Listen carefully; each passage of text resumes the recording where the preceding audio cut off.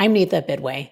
This week, we're going to talk about DC's revenue sharing deal with big tech, changes to your 401k, which might give you more exposure to some of the riskier bets on Wall Street. We'll also get into the latest news in AI warfare, and finally, some updates on tariffs, including new shocks from the latest round of American tariffs on the rest of the world.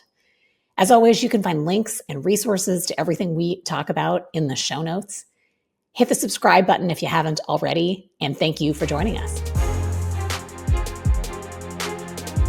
First up, the US is taking a 15% cut of the sale of AI chips to China, according to reporting from the Financial Times. And this is a huge deal because these chips were banned for export back in April of this year. And apparently, as a condition of getting export licenses, both Nvidia and AMD had to agree to a 15% fee, a cut of revenue. China is a key market for the chip makers. They currently earn somewhere around $23 billion combined for both Nvidia and AMD. What's interesting about this deal is that there is no precedent that we could find in OECD economies. Across the OECD, which is a group of 38 wealthy economies around the world, direct revenue sharing doesn't seem to exist, and certainly not at this magnitude.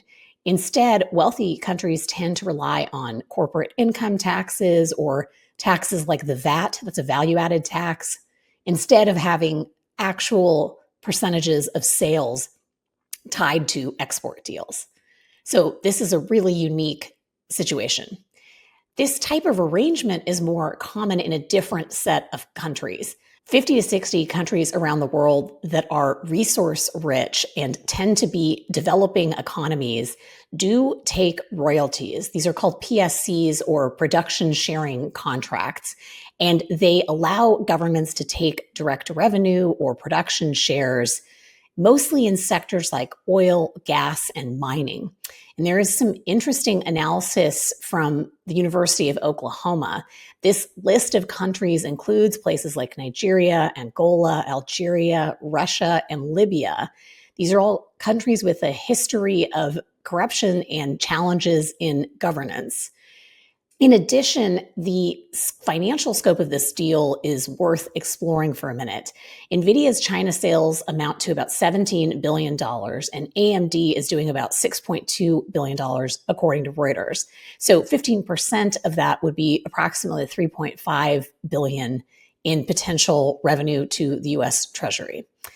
Now, critics are expressing some concerns because not only does this percentage of revenue cut into the margins of Nvidia and AMD, but there are also some concerns that this policy could push China to develop competitive domestic chips more quickly. So it's a high-risk strategy, and it remains to be seen what comes of it. Next up, are 401k markets an off-ramp for secondaries? So this past week, on August 7th, the White House issued a new executive order. It directs the Department of Labor and the SEC to get creative when it comes to retirement accounts. So specifically, it is allowing the SEC and the Department of Labor to allow the consideration of private equity, crypto, and real estate investments as part of consideration for a 401k. It's one of the most common retirement options for people in the United States. This affects the $12 trillion US retirement savings market. So it's a vast market with a lot of potential. And this is something that some investors have clamored for a really long time, but it is not without controversy. The way that secondary markets come into play too is also worth a quick minute. Private equity stakes often trade on secondary markets, as do things like venture capital stakes. These secondary markets are places where institutional sellers are able to offload shares, frequently at discounts, and this is usually because they have liquidity challenges or there might be performance risk across a portfolio of assets. So there is also an opportunity for large buyers on secondary markets, and these can include huge entities like Blackstone. So a buyer on the secondary market can purchase these stakes, aggregate them, and repackage the assets into diversified funds. And according to Reuters and reporting from a couple other outlets, it seems like this is going to happen. The question then becomes whether or not plan providers like Fidelity or Vanguard choose to add these new funds as offerings for all of the 401ks that they manage and offer. Now, this is potentially controversial because there are really different fees and risks associated with private markets and some of these investments, which are probably unfamiliar to the vast majority of investors. First of all, the fees can be pretty sizable. It's up to 2.5% management fees plus a 20% carried interest, which is pretty common for private equity investments in particular. There's also real risk that retail investors end up with assets that these institutions have offloaded. Because these markets are opaque, it's not always clear what an asset is worth and why it was offloaded or why it is available. And so if you think back to CDOs, those were collateralized debt obligations that got a lot of notoriety in the Great Recession. Those were packaged offerings as well. And one of the challenges, even though it's a different sector, mortgage-backed securities versus what we're talking about today, one of the core challenges there was a mismatch of risk. It was an opaque system of assigning risk and value to those CDOs, to those assets. And it sounds like that is something that analysts potentially believe could happen here if you don't know what you're buying, or if you do know what you're buying, but you don't really understand or maybe even don't know what the risk is.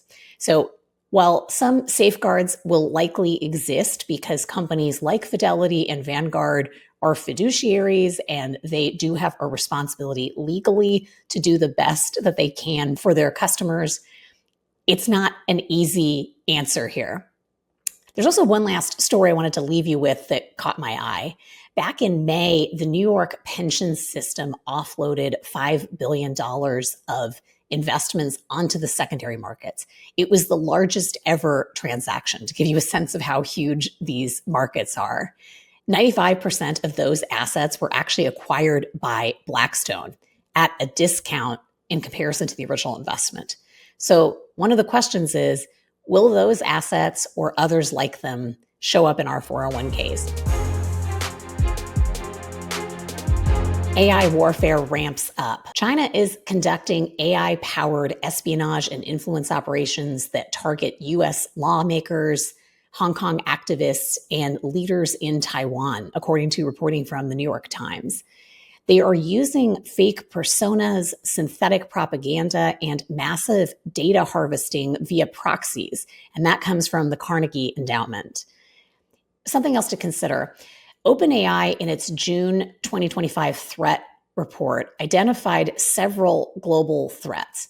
One was from China. It's called Smear Review, and it was a disinformation campaign that flooded online forums.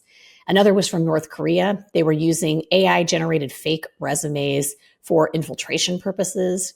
Russia had a campaign called Scope Creep, which was adaptive malware, which was evading detection by OpenAI. And Iran also had emotional propaganda campaigns running on Telegram. So there's a real variety of tactics and strategies by a number of different adversaries. Now, in response, the US is trying to get creative as well. The Pentagon's AI action plan includes contracts worth up to $200 million each for Google, OpenAI, X, and Anthropic. And they are being directed to build mission-focused AI tools for intelligence, logistics, and targeting. They've also launched AI and autonomous proving ground that's supposed to fast-track field testing. And there was also some interesting news about a new program coming out of the Navy. It's called the Modular Attack Surface Craft Program. And its goal is to deliver a modular autonomous warship in just 18 months, which is basically blazing fast for defense contracting. if this is effectuated and if they reach this 18-month deadline, this would really be a milestone in terms of acquisition for DoD. So as rivals are deploying it faster than traditional defense timelines here in the US, it's really forcing the Pentagon to try to close that gap. And their strategy seems to be to bring commercial AI advances together with some of the more traditional procurement strategies that they've had to try to build something new very, very quickly. Our last topic is tariffs. The shocks continue. US tariffs are now being levied against more than 60 countries around the world, which is far wider than I think many of us expected back in April when this was first on everyone's radar. And the tariffs are affecting our allies as well as our rivals. The average rate is 18.6%, and we always recommend the budget tool and the tariff tracker. There's one at Yale and one at Penn, and I get the names confused, but they're both great. And we'll include links to both here if you want more data on where we stand in terms of tariffs. Here are some of the highlights. We're really seeing some pretty significant punitive tariffs. There are 50% tariffs against Brazil and India. Those are among the highest that we've had in modern US trade history. There are also some surprising targets in that list, including developing nations like Laos and Myanmar. And part of the reason in both of those countries' cases is links to trade with China. So they will now face duties up to 40%. The EU, you may have read about a week ago, faced a 15% tariff that appears to be a bit wider than expected. And there's a more complicated thing called a tariff sum formula that's basically a way to true up what the effective rate is, but assume the default is 15% on most goods coming in from Europe. And there's also something that is kind of an interesting enforcement hammer. It's called a transshipment penalty, and it's 40%. And what that means is trade from third-party countries where basically goods are being sent there mostly by China, but potentially by others as well, and then shipped to the US to evade duties. That tariff will be at 40%, according to the latest news from this administration. Now, speaking of China, there is a bit of an escalation risk. As we record this, a new deal is supposed to be signed or agreed to by August 12th. Your guess is as good as mine as to whether or not that actually happens or not. We'll find out. And if it does happen, how long does it last for?